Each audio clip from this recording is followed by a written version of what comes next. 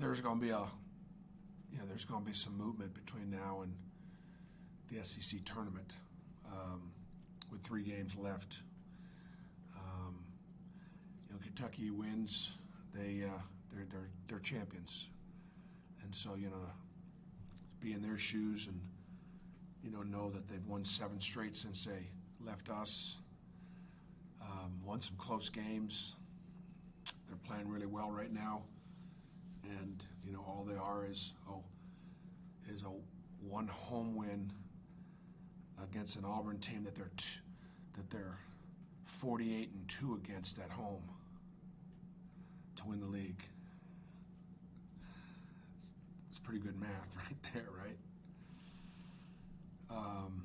So obviously they're very much in the driver's seat, and they've earned it. I think Kentucky's been a undervalued team all year.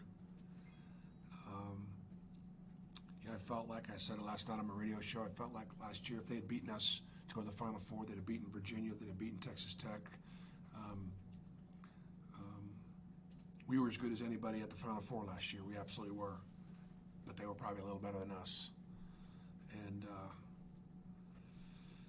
And this year, I think they're the best team in our league. They've got 3 dynamic guards that, 2 McDonald's All-Americans, and that are both playing great and improving, and Ashton Hagans, who's one of the best defensive players in the country. By the way, I thought that when the Naismith awards kind of came out and had talked a little bit about the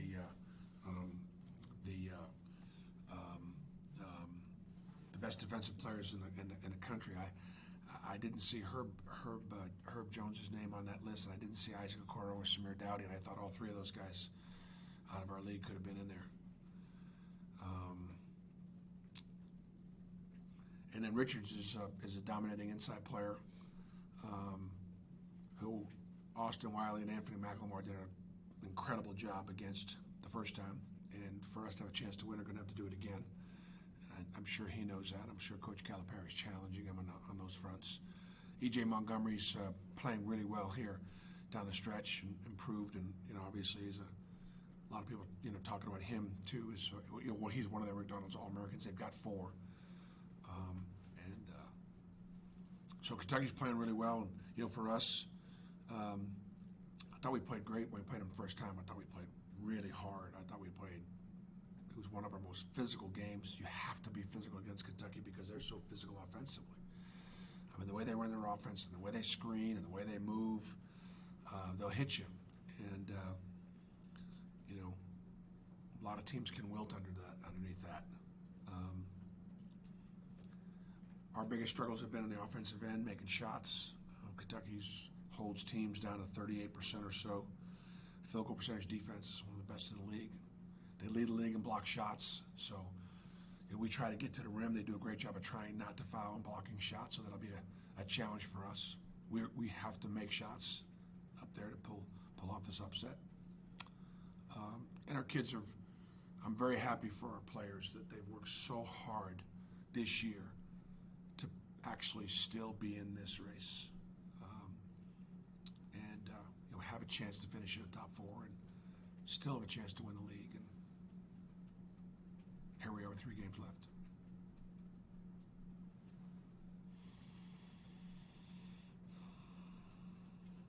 In the first game, how big a factor was rebounding for you guys in winning that? Well, it was a huge factor. I mean, part of the reason why we've been a good offensive rebounding team is we missed so many shots. We do have offensive rebounding principles and guys are responsible to be on the backside. Kentucky did a lot of switching in our game, and they had some guards down there on some of our bigs, and that helped us rebound a little bit. But it was big. It was huge. Second chance points. And then, Kentucky rebounds about 33% of their misses, and I thought we did a pretty good job having to keep them off. Richards had a couple of big-time offensive rebounds. He's got to go hard to the glass. You got to hit him every time. So they got real size, real length, and they're hard to score at the rim. How has Isaac Okoro been in the day since he's been there? Isaac's been good. He bounced back really well from his hamstring, and responded really well. We had a contact practice yesterday, and he went through it without any problems. So it's probably going to take him a little bit of time to get all of his explosiveness back and his complete trust, but he responded well. Quickly, looks like he's playing about as well as anybody in the league right now. Yeah. I'd say, they've won 7 since they left here. They were playing well coming in, but they're playing even better now. I mean, they're playing their best basketball of the season right now. Quickly's part of the reason. He is lighting it up from 3. I think what makes them so good is one of the things that makes us effective is, with Javon, Samir, and Isaac on the floor together, everybody's got a couple of good defensive guards, but not everybody has 3 really good defensive guards. And that's what you have to have against Kentucky.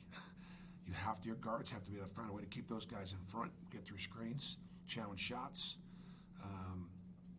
and they do it's always been a really good system for guards to get guys open, get guys shots, get guys screens, and it's hard to cover. Also, core of just getting off the floor and getting backside rebounding, we're kind of accustomed to seeing, trying to get some more confidence in that hamstring, I guess. Yeah, I was teasing him at practice yesterday a little bit. I said, I guess there's got to be a direct correlation between hamstring injuries and rebounding, because he didn't have one against Ole Miss. He also played 27 minutes in his first outing back. I didn't mean to play him that much, but the game was close, and we needed him out there defensively. I don't know. I mean, I think that he won't be holding anything back at all against Kentucky. He can't. He just can't. And he's got to be a factor for us because of his.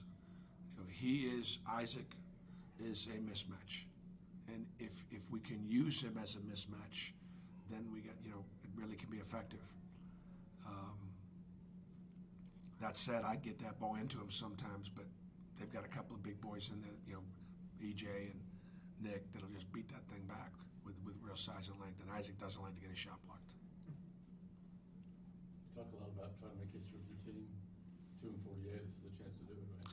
Well, I mean, I look at it this way, and I haven't shared this yet with the team. I've shared a lot of things with them about this weekend, about the end of the season.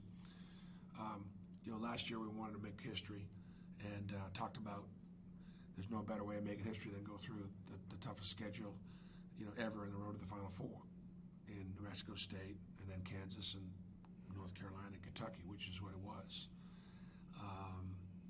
If we're gonna get there, let's get there in a very, very unique, historically way, and we did. Right now, I mean, Kentucky is absolutely the driver's seat. They're one home win against Auburn away from being conference champions, and they're 48-2 in the last 50 times playing us there. And it's a monumental task to try to beat them there and everything, but so it's going to take special, and it'll be historic.